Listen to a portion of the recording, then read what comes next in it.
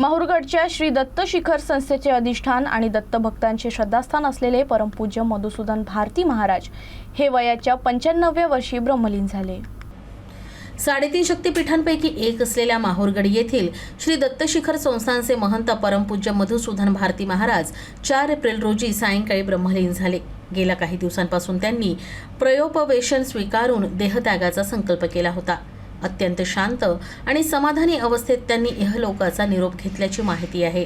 1978 साली त्यांचे गुरु परमपूज्य अच्युत भारती महाराज यांच्या निधनानंतर मधुसूदन भारती महाराज गादीवर विराजमान झाले होते।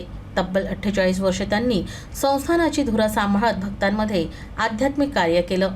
साधी राहणी, कठोर तपश्चर्या आणि भक्तांप्रती असलेली आत्मीयता यामुळे ते दत्त भक्तांचे श्रद्धास्थान बनले होते। त्यांच्या निधनानं भक्त परिवारात शोककळा पसरली आहे। रविवारी 5 एप्रिल रोजी दत्त शिखर इथं त्यांचा समाधी सोहळा पार पडला। यावेळी हजारो भाविकांनी साश्रू नयनांनी आपल्या लाडक्या महंतांना अखेरचा निरोप दिला। दरम्यान संस्थांच्या पुढील वाटचालीसाठी डॉक्टर धनेश्वर भारती यांची 31वे महंत म्हणून निवड करण्यात आली आहे।